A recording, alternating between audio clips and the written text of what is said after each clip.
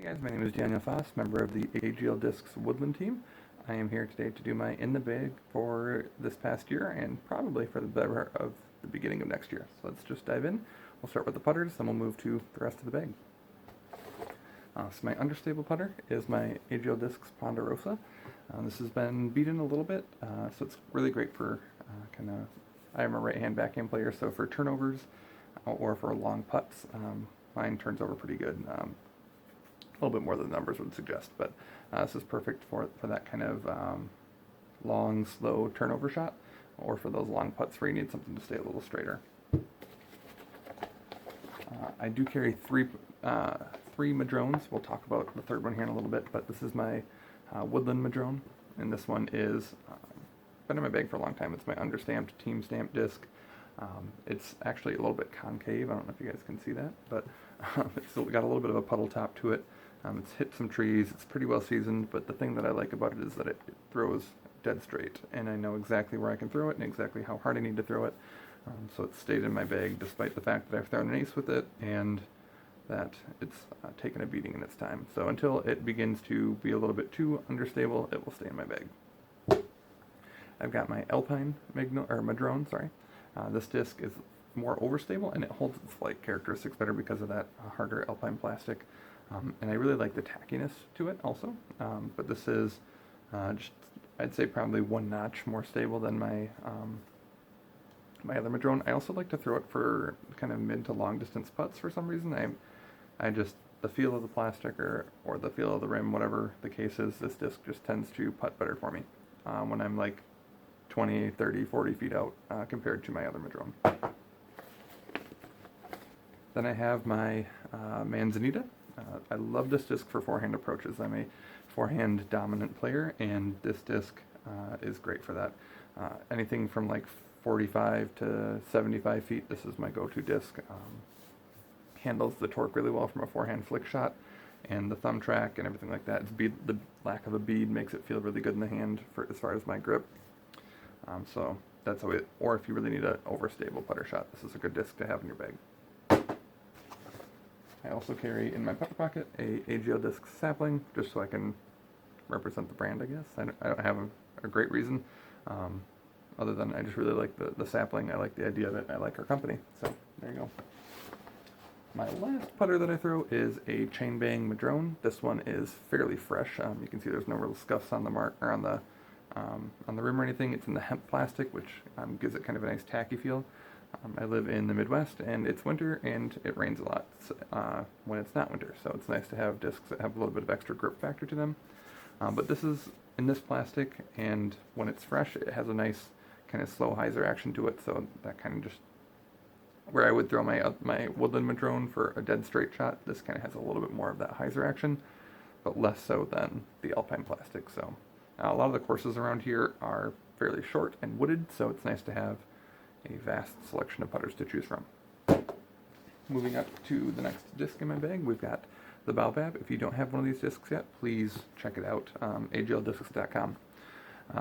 But this is my super crazy overstable utility disc, and I like to throw it on super hyzer angles forehand and watch it kind of create tight S lines. It's always a fun thing to watch, but like legitimately 45-degree forehand, or 45 degrees of hyzer on a forehand. And we'll go 150, 180 feet, if that. 180 would probably be pushing it for me, but I'm kind of a weaker arm. I have a very light DX Shark in my bag, and this is for straight tunnel shots, basically, from a standstill. Whenever I need a little bit more accuracy, but something to go maybe like 200 to 250 feet dead straight, I reach for this disc. I've got the first of my two Magnolias. I've got a Woodland Tristamp. I don't know if you call it what we have, if we have an official name for that stamp, but team stamped disc, Trinity disc, whatever you want to call it. This is in the Woodland plastic, so it's slightly less stable. So this is a pretty good, slightly overstable, I would call it, maybe like a 1 stability, but very fun disc to play so when it starts to open up. But you need a little bit of a stability in a mid-range. Anything in that like 250 to 275 range, great disc to choose is the Woodland Magnolia. I don't think we have any on the website right now, but they show up from time to time. My Alpine Magnolia, really great disc. The Woodland also kind of echoing the Midwest comment from before. When it gets cold out, that plastic is much nicer than the Alpine plastic to play with. Alpine Magnolia, not much to say. It's AGL Disc's best-selling disc. 5502 flight numbers, a fantastic little mid. Yeah, it's a great disc. You should check it out. I have a Prodigy M3. This is kind of similar to the Shark, but in the next speed up, right? So anytime I need something to go kind of a tunnel shot in that mid-range, 250 to 275 range, this is a great disc. It was seasoned by sitting on top of a park shelter for about 6 months until somebody finally pulled it down and gave me a call. I carry 2 Sycamores. I have a green Woodland, or green Alpine, and a purple Alpine. Similar to my Madrones, this is probably my second favorite disc that we have as a company, because I don't have a great power arm, so these discs have 7501 flight numbers. My green one's probably 75-11, just because it's been beat in a little bit. The purple one probably flies truer to the numbers. But I love these for wooded courses, because they do have a slight S-curve to them, so you can kind of miss some obstacles, but they do finish straight and finish forward.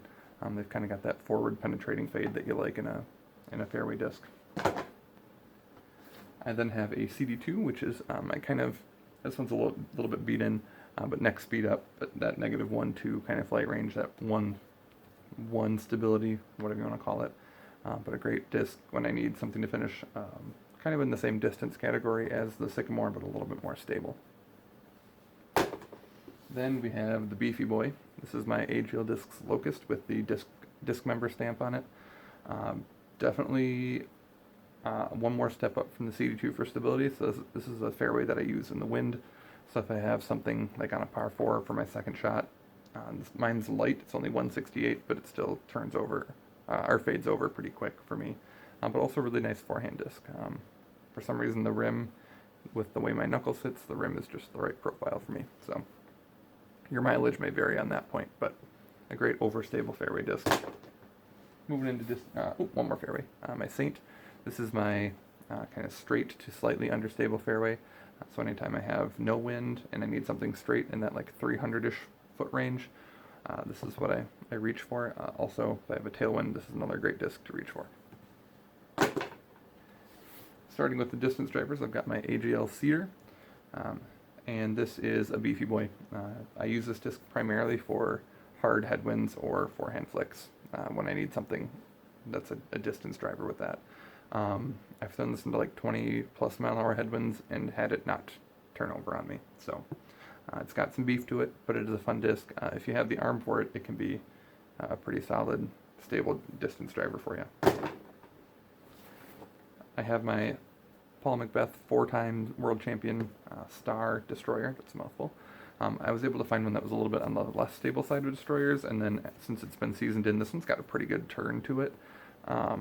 I wouldn't say it goes into the 2, like the -2 range or anything like that, but maybe like a -1.5 turn on it. And the fade's a little bit less pronounced on this disc, so this is kind of my all-around distance driver. If I need something to go slightly stable, I guess I would call it, I reach for that Paul MacBeth Destroyer. Then I've got my Dynamic Discs Trespass. This is my my headwind disc mostly when it comes to distance drivers. I try to have basically one headwind, no wind, and tailwind disc in my bag. So this would be the headwind disc. Won this in a contest a couple years back. Hence the cool crazy dye job on it.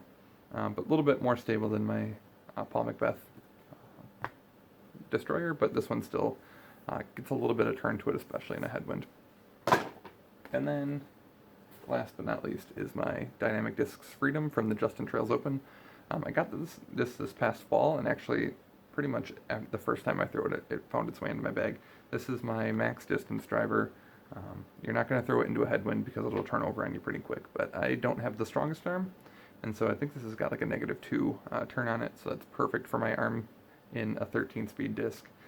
So this is I think I've thrown like 390-ish with this disc in the past, which is just about my max distance, even just doing field work. So I've thrown this in tailwinds, which it's fantastic. Gets a little bit of extra distance that way, or otherwise, no wind situations. Big open field disc like this is good to have in your bag. I do also carry a rangefinder in my bag. Mostly use this in casual rounds. It's not one of the fancy Bushnell ones that measures in feet, so you do have to convert from yards, but not the end of the world. I don't use it in tournament play. There's just something that seems off about it. I know it's completely PDGA legal, but I just don't do it. So I hope you enjoyed this look through my bag. If you want to catch any of those AGL discs that I mentioned, go ahead and go to agldiscs.com. There will be a link in the description down there where you can get some money off of your order as well using my team code. Thanks for staying here and chatting through my bag.